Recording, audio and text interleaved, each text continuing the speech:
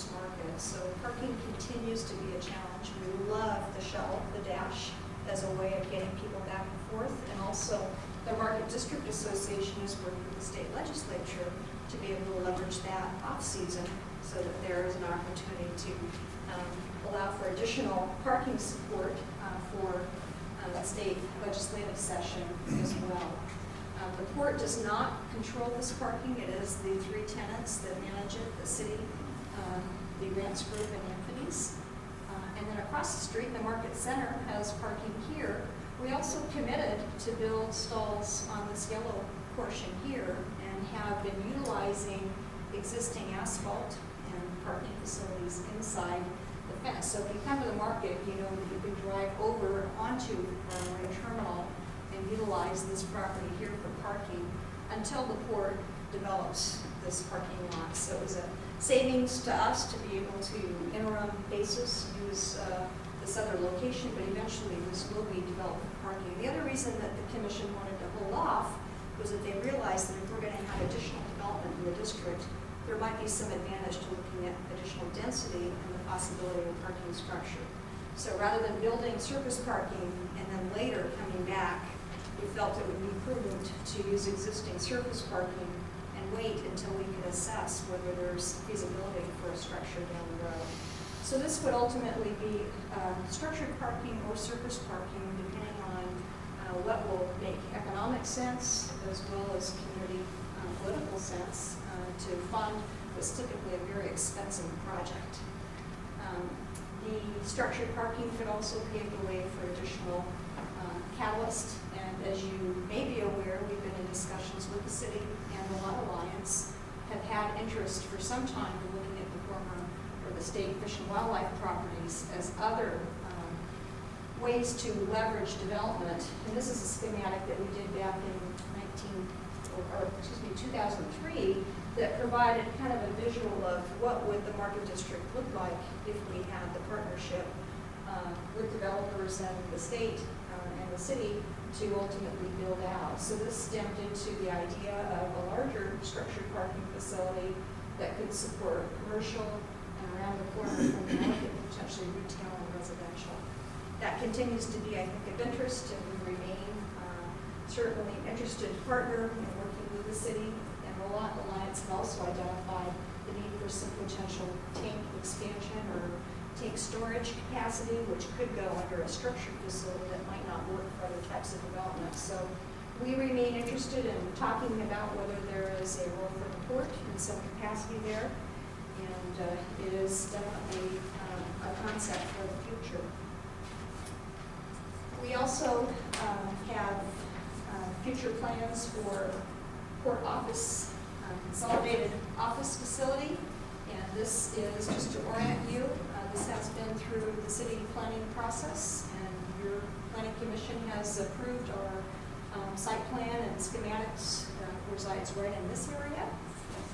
And so this is just a quick concept of our designs, which were designed using 80 standards, and also again wanting to protect our view corridors and visibility. We could have had this development front right on Market Street, but rather have retained that view corridor in terms of setbacks on the development to allow for that connectivity. So when someone is walking down from the market, they can see the marina properties and have that visual and encourage the pedestrian orientation of people moving around the peninsula.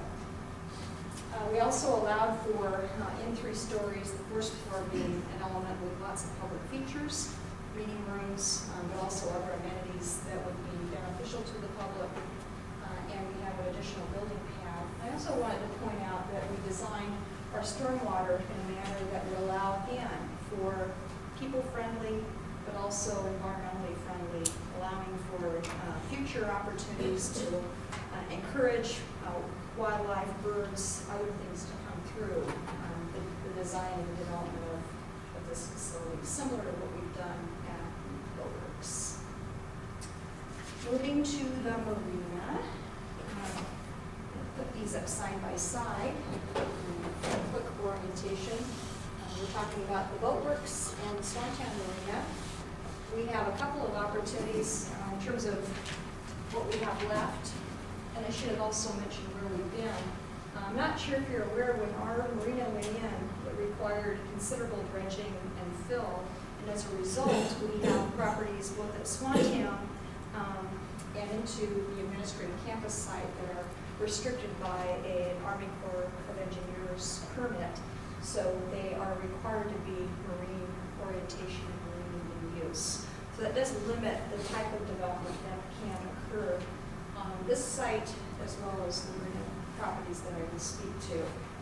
You can currently see the first phase of our Boatworks property, and I mentioned the view corridor. This was an earlier depiction of the building I just showed you. The administrative campus where it had actually gone up to the street front, and we elected to push it back in the design. But coming to this public-friendly pocket park view corridor and additional visiting boat moorage, again, to connect the people to the waterfront of the development. We've have our first phase of our boatyard in place, and we have 2 more pads available for development for the marina, phase 2 and across the street. Again, marine-oriented and commercial light industrial nature, as well as upland amenities to support the future slips, which includes not only boating amenities, but a more casual dining restaurant has been our vision. So you can, whether you're along the waterfront or a boater or just in the area, you have a more casual, family-friendly type of restaurant, which we internally refer to as Swannies at Swantown. And then in the marina area, we still have a Marina Village complex, about 3 acres of development that may be phased, but is available for future development, again, marine in nature. And as we've envisioned, a little bit of a plaza and continuing to provide that shoreline benefit, but opportunities for creating the densities so that it will be economically viable. We won't get a developer to come in and do a small pad. We need to have a critical mass to really create that village concept. Is that a mixed use? Yes, it is. It's marine. It's restricted to marine activities. Yeah. We have a list. The Army Corps has identified a variety of uses that would be eligible. It could include, hotel. It could include dining. It could include marine-related shops, professional services, a whole list of services that would serve our boating community and, again, the marine nature of the development. But those are signed around your 404. That's correct. That's correct. And I'm sorry, the picture on the left is the very This is southern part of the bay, which is, Swantown. right, which does not have the docks yet, right? That's a future picture. That's right? correct. Okay.